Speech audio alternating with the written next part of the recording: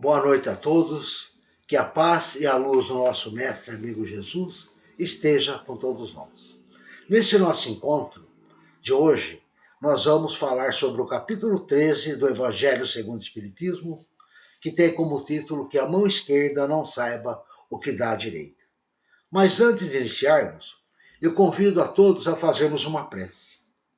Vamos elevar o nosso pensamento ao alto, até Deus, nosso Pai Criador, o Senhor da vida, até o nosso mestre amigo Jesus, em agradecimento.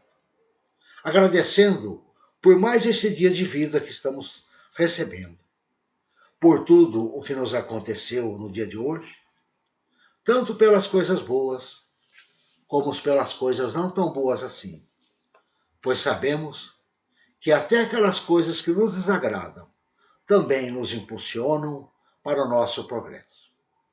Rogamos ao nosso mestre amigo Jesus e aos nossos amigos espirituais que nos envolvam nesse momento, nos auxiliando para o entendimento, a compreensão da mensagem de hoje.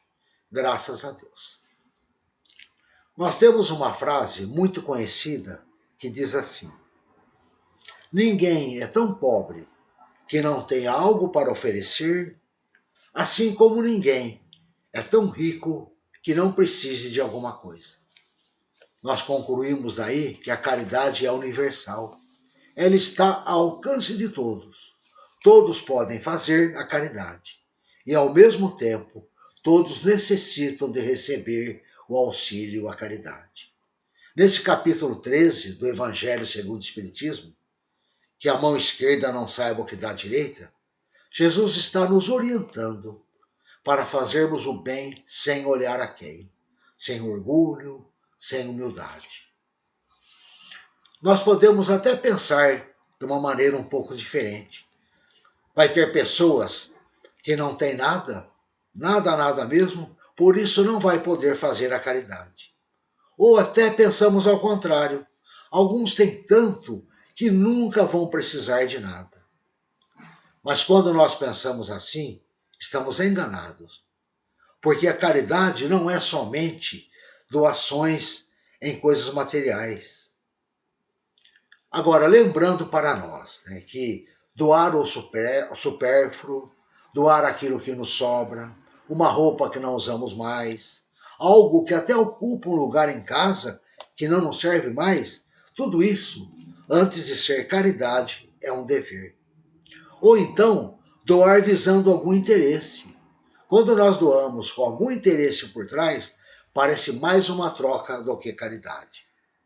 Agora, nós falamos que a caridade é universal, que está ao alcance de todos, porque mesmo aquela caridade que fazemos com doações materiais, todos podem realizar.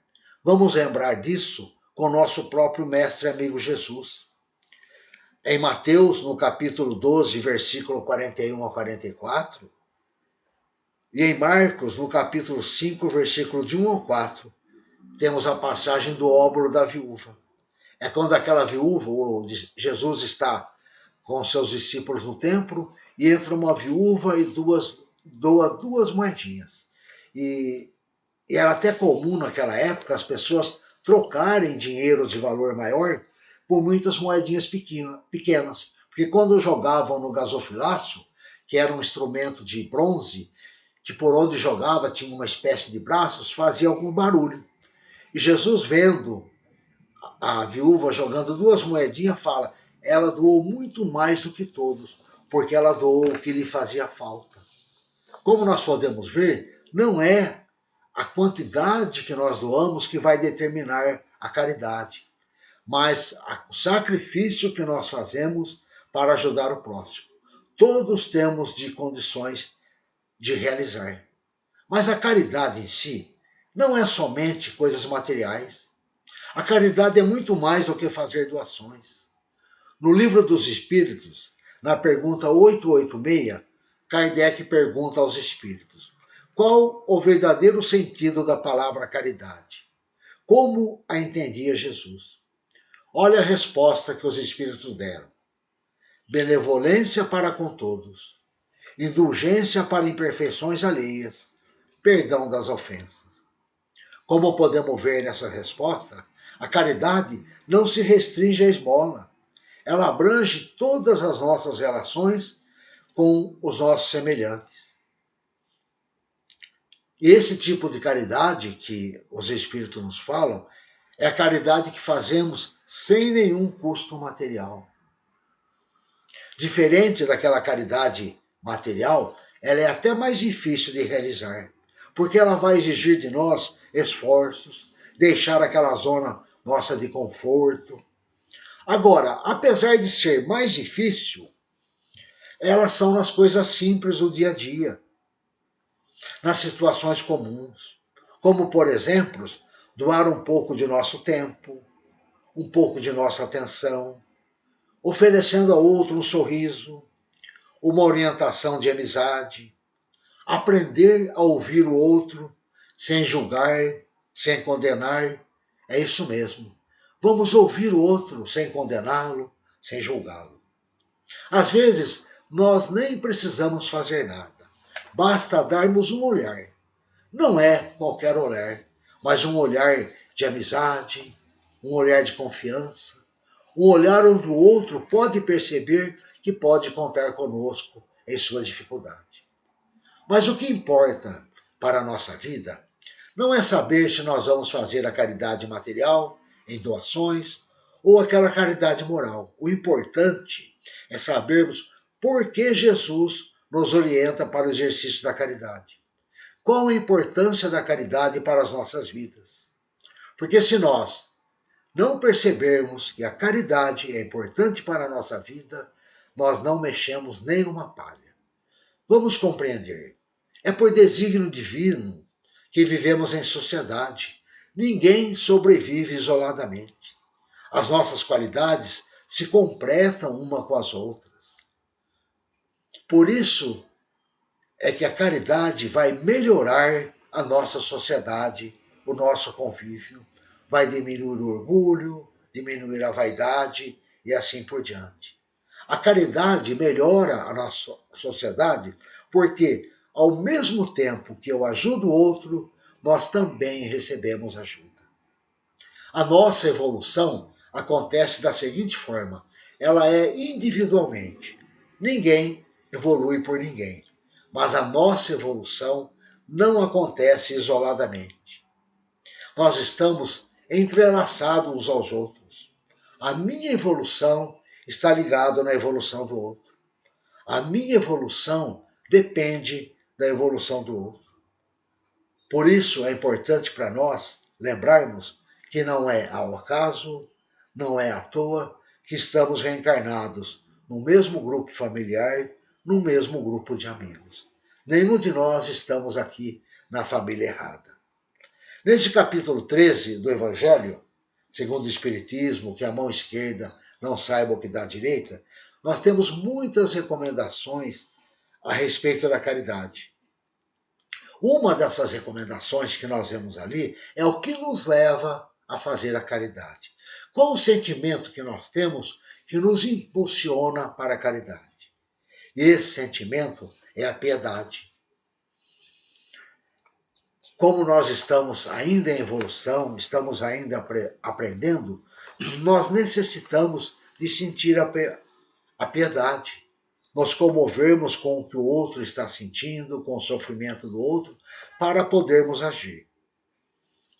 É bom lembrarmos para nós também que a piedade não é viver o sofrimento do outro.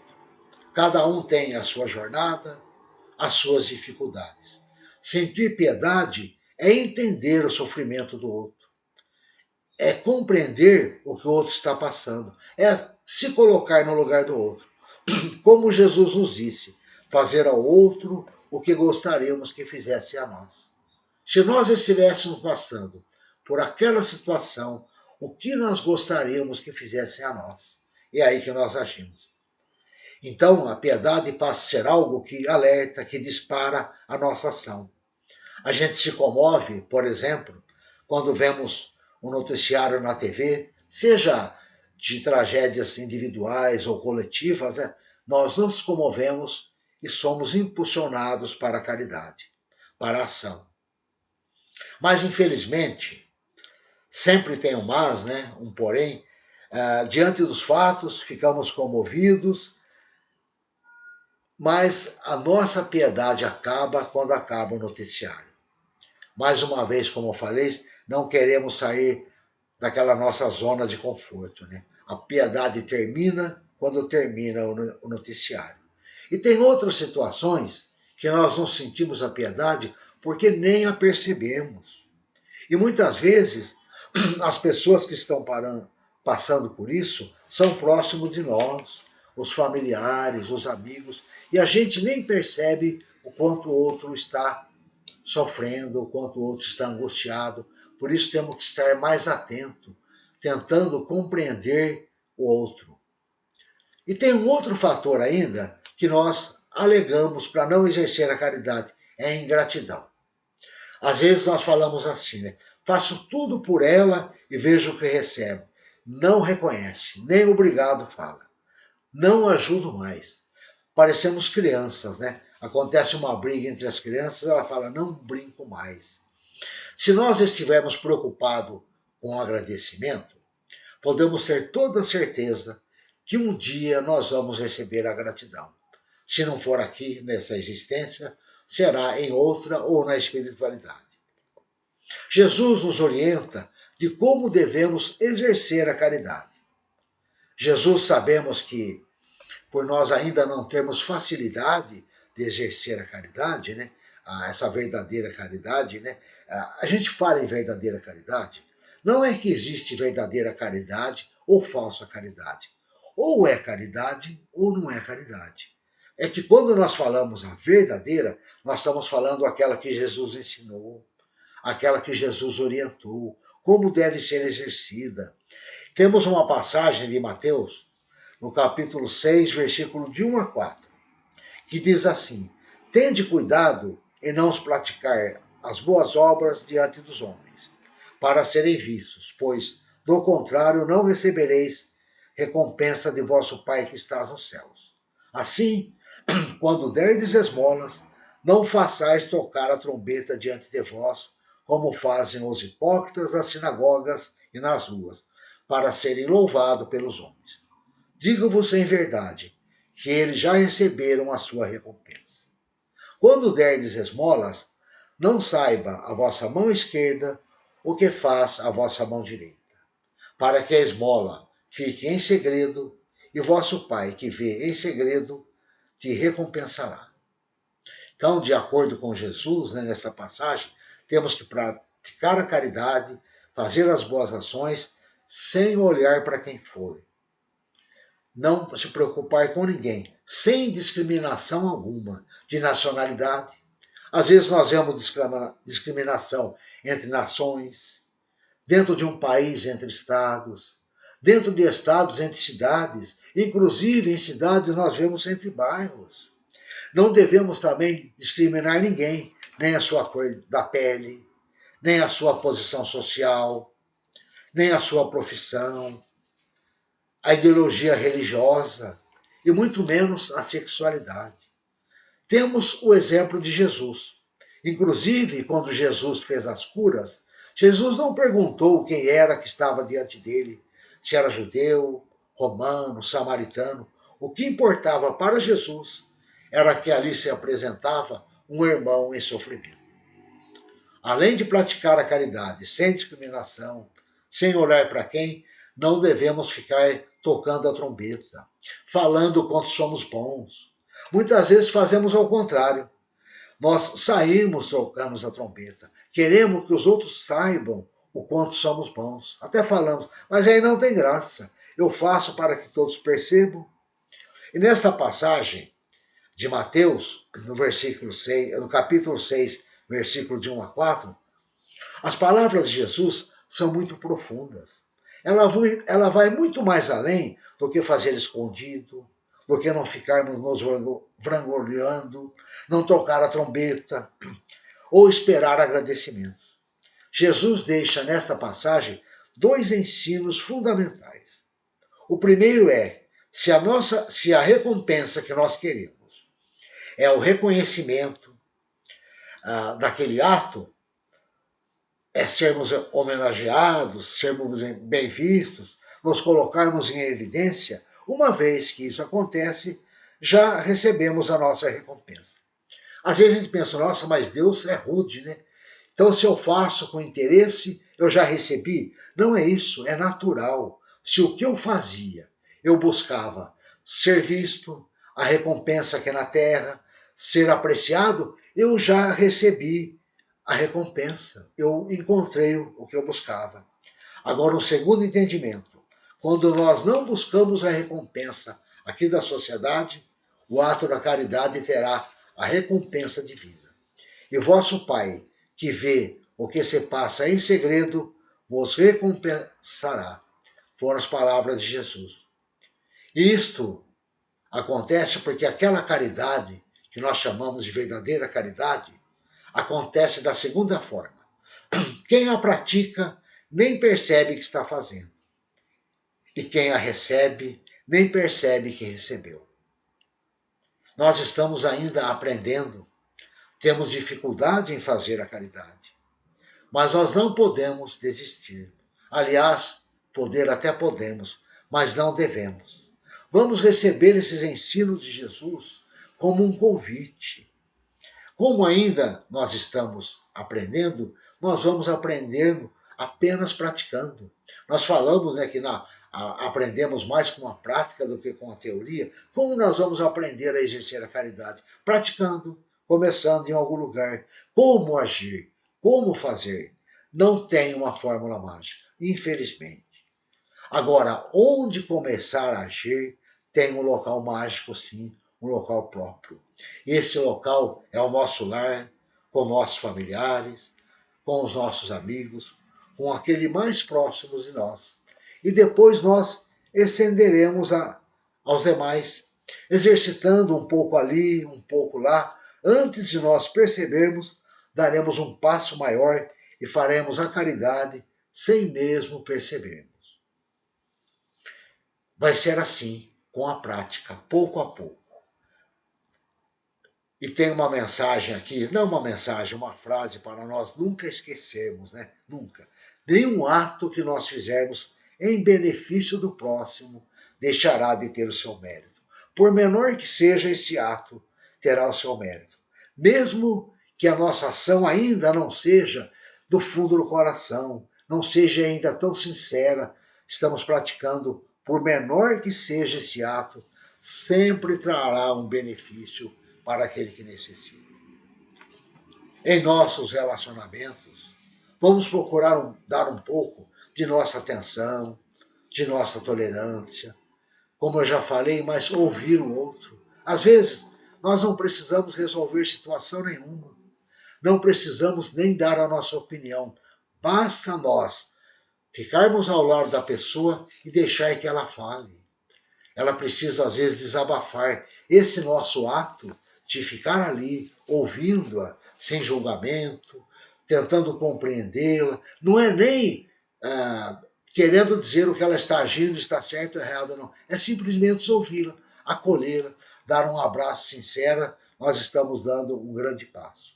Quando Jesus nos fala que a mão esquerda não saiba o que dá à direita, Jesus está ensinando como deve ser a caridade.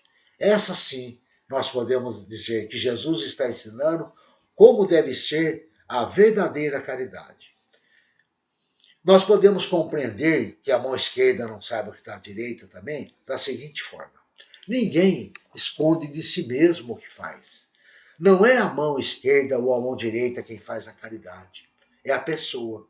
Então, quando Jesus fala que a mão esquerda não saiba o que dá à direita, Jesus fala assim, ó, pratique a caridade, mas de uma forma que você nem perceba que fez. Que aquele ato para você é um ato natural, não é um ato de caridade. É assim que é a verdadeira caridade. Quando nós praticarmos algo em benefício do próximo e nem vamos perceber que estamos praticando. Para nós será um ato natural em nossa vida. Aí sim, a gente vai estar praticando a verdadeira caridade. Aquela caridade que Jesus nos fala, né, que a mão esquerda não saiba o que dá o direito. A gente esconde, inclusive, de nós mesmos, por nem acharmos aquilo caridade. A caridade será um dia assim tão natural em nossa vida, que nem iremos perceber que a estamos praticando. Tem uma outra coisa que nós temos que lembrar também, falando em caridade, né, que eu queria terminar esse nosso encontro com ela. Quem pratica a caridade recebe muito mais do que aquele necessitado. A caridade ajuda mais quem a pratica do que aquele que recebe. Porque sempre que nós ajudamos alguém, nós somos, em primeiro lugar, os mais auxiliados.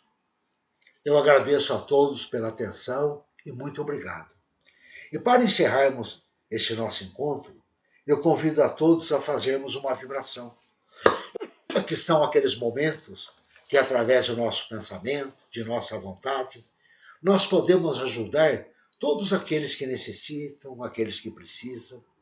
Então vamos elevar o nosso pensamento ao alto, até Deus, nosso Pai Criador, até o nosso Mestre amigo Jesus, e até os nossos amigos espirituais, que nesse momento procuram envolver cada um de nós com sentimentos elevados, com pensamentos puros. Deixemos que esses amigos nos envolvam, nos fortaleçam a nossa fé, esse nosso propósito de auxiliar. Nesse momento, através de nosso pensamento, de nossa vontade, vamos doar aquilo que temos de bom dentro de nós, os nossos bons fluidos. No estudo de hoje nos mostra que o primeiro lugar para fazermos o bem é em nosso lar. Então vamos vibrar com toda a nossa alma, com toda a nossa força, com todo o nosso desejo pelos nossos familiares, por aqueles que convivem conosco em nossos lares. Lembremos também por aqueles familiares que estão mais distantes, por aqueles que não nos vemos ultimamente, inclusive por aqueles familiares que já desencarnaram, que já retornaram à pátria espiritual. E vamos pensar em Jesus, envolvendo cada um desses familiares com a sua luz de paz, com a sua luz de amor, de harmonia e de esperança. E vamos nos imaginar ali ao lado de cada um deles, cada um desses familiares, dando espiritualmente um abraço cheio de ternura, um abraço cheio de paz, cheio de confiança, um abraço onde eles possam sentir que pode confiar em nós. Mestre e amigo Jesus, cada um de nós trazemos em nosso coração uma pessoa a quem mais desejamos ajudar, ou mesmo aquela pessoa que nos pediu, ou até aquela que não nos pediu nada, mas sabemos que está passando por uma situação muito difícil. Vamos espiritualmente dar a mão a essa pessoa e caminhar com ela a seu lado até o nosso mestre amigo Jesus. No caminho, vamos dizer a ela que pode contar com a nossa presença ao seu lado, que nós podemos ser os ouvidos que ela precise, podemos ser o ombro amigo de que ela necessita. Mostramos a ela o Evangelho de Jesus, onde ela pode encontrar o conforto e a esperança. Chegando até Jesus, vamos entregar essas pessoas em seus braços. Sabemos que nesse momento o nosso mestre amigo Jesus ampara essa pessoa, pega em seus braços. E mestre e amigo Jesus, teríamos muitas coisas a pedir por ela, mas nem precisamos pedir nada, porque nós temos toda a certeza, toda a confiança, que neste momento ela está recebendo de ti tudo o que ela precisa, tudo o que ela necessita.